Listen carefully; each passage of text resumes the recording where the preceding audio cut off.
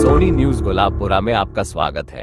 भीलवाड़ा जिले के गुलाबपुरा कस्बे में रविवार को 10 नाम गोस्वामी भगवान दत्तात्रेय की जयंती पर देवनारायण मंदिर प्रांगण में आयोजित प्रतिभा सम्मान समारोह में भगवान दत्तात्रेय की आरती कर जिला अध्यक्ष मदनपुरी हरनी महादेव, अजय भारती, नगर पालिका गुलाबपुरा पूर्व अध्यक्ष धनराज गुर्जर, पालिका उपाध्यक्ष सावरनाथ योगी ने प्रतिभाओं को सम्मानित कर क्या कहा, देखिए समाचार। अगर आप हमारे चैनल पर पहली बार नए हैं तो चैनल को सब्सक्राइब करें, खबर को लाइक करें, शेयर करें और देश दुनिया में कहीं पर भी देखें समाचार सिर्फ YouTube channel Soni news Gulabpura पर। जय हिंद, वंदे मातरम। बोल देवनारायण भगवान की जय। बोल देवनारायण भगवान की जय।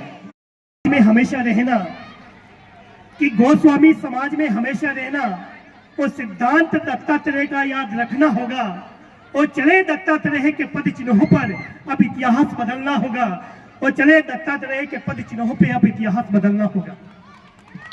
सम्मानित मंच पर विराजमान महाराष्ट्री जी,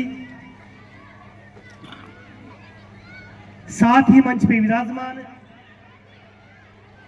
यदि हम विकास पुरुष के नाम से भी कह दे तो कोई अतिशोक्ति नहीं होगी, आदरणीय आसिंद हुडा विधानसभा क्षेत्र के प्रत्याशी, गुलाबपुरा नगर पालिका के पूर्व चेयरमैन, भारतीय जनता पार्टी के प्रदेश कार्य समिति के सदस्य आदरणीय धनराज जी गुर्जर साहब, क्योंकि धनराज जी गुर्जर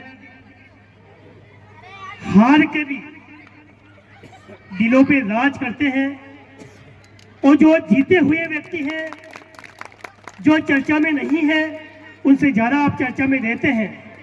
इसका मतलब यह है कि आप हार के भी जीते हुए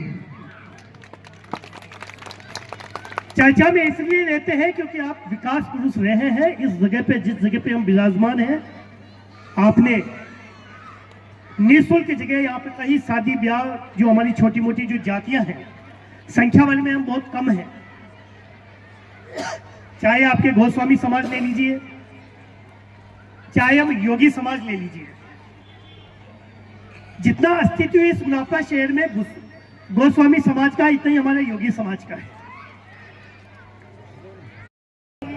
नहीं मात्र जितने आपके मकान हैं उतने ही किशन जी हमारे मकान हैं, गोपाल जी भाई साहब बहुत अच्छी तरह से जानते हैं।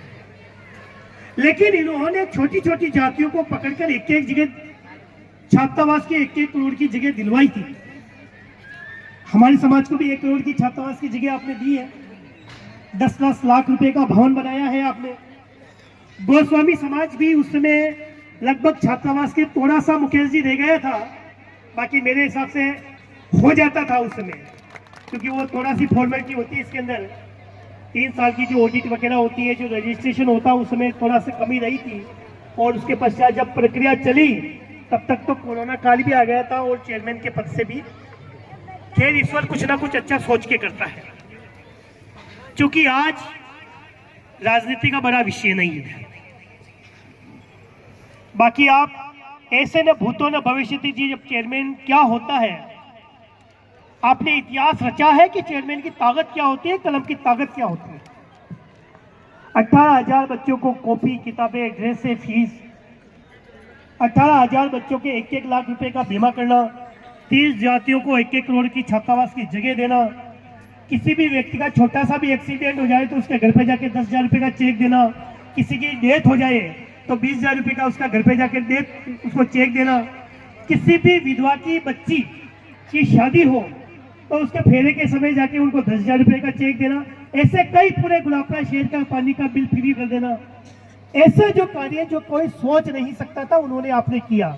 और संभवतः कल्पना कीजिए कि यदि आप विधायक बन जाते तो विधायक की क्या ताकत होती है, इस 200 विधानसभाओं में हम हुडा आसिम में देख पाते। लेकिन ये बड़ी दुर्भाग्य की बात क्या होगा, क्योंकि आज प्राकट्य दिवस, भगवान दत्तात्रेय का प्राकट्य दिवस है, तो ये जो 3 मुख है, ये भगवान ब्रह्मा विष्णु महेश के हमारा इतिहास है, हमारा इतिहास भंगवा का है और इस भंगवे का इतिहास पूरी दुनिया में है।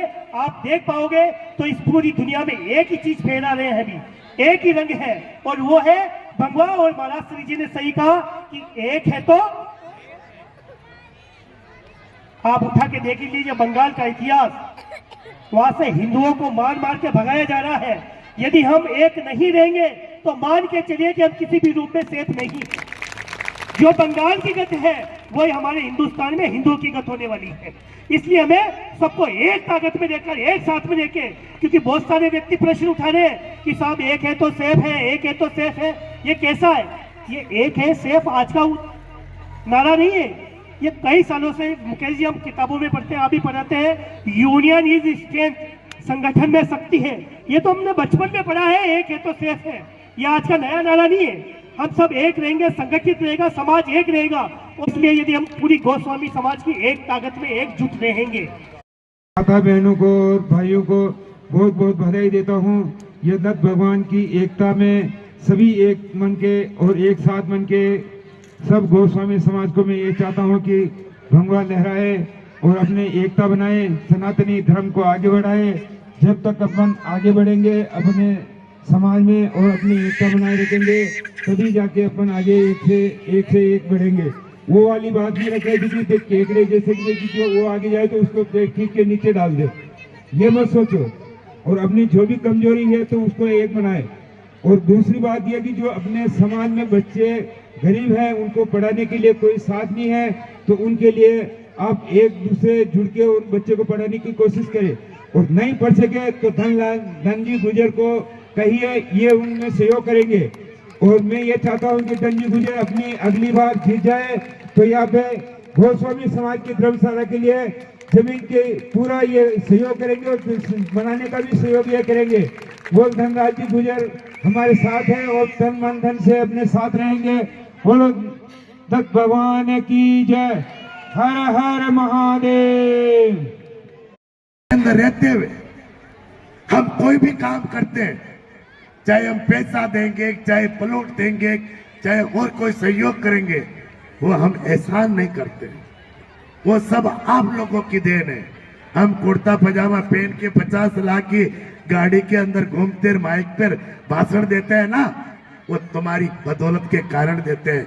आप लोग वोट देते हो, आशीर्वाद रखते हो, सम्मान करते हो, तब जाकर समाज के अंदर लोगों की प्रतिष्ठा बढ़ती है। आप सब लोगों से मेरी प्रार्थना है, यदि हम समाज के ऊपर दया करना चाहते, समाज की हम यदि भला करना चाहते, हमारी ठुकराई को हम जिंदा रखना चाहते, तो आज भगवान के इस प्रकट दिवस पर एक प्रार्थना मैं करना चाहता हूं। और वो आप पल्ले घाट बांधकर संकल्प करके यहां से जाए कि इस 21वीं सदी के अंदर जहां लोग चंद्रमा के ऊपर जाते हैं, उस जमाने के अंदर, उस सदी के अंदर हमारा समाज किस जगह खड़ा है, हमारी समाज की ठुकराई, हमारा गौरव, हमारी समाज की प्रतिष्ठा क्या थी, हमारा गौरव क्या था। हमारे देवता भी हमारी वंदना करते थे, सृष्टि के निर्माता भी हमारे सामने आकर भिक्षा मांगते थे। आज उस समाज का गौरव क्या था और उस समाज का गौरव क्या हो गया। यदि हमारे समाज का गौरव यदि तुम जिंदा रखना चाहते हो तो 21वीं सदी के अंदर गुरुदेव ने जो बताया कि अपने शिक्षा के लिए उन्होंने कहा, तो आप सब लोग अच्छे वस्त्र मत पहनना, अच्छे मकान वाले मत बनाना, बिना जर जेवर के तुम रह लेना, आधी रोटी खाकर पेट के पाटी बांधकर जे लेना, मगर बच्चों को इंग्लिश मीडियम स्कूल से वंचित मत करना, उनको अच्छा पढ़ाना, तब समाज के बच्चे पढ़ेंगे, समाज की बेटियां पढ़ेगी। और जब आरएस बनेगी, आईएएस बनेगी, आईपीएस बनेगी, एडवोकेट बनेगी, डॉक्टर बनेगी, और जब कलेक्टर बनकर तुम्हारी बेटी तुम्हारे घर के ऊपर आएगी ना, उस दिन तुम्हारी छाती इतनी बड़ी, उस दिन की कल्पना करने की आवश्यकता है।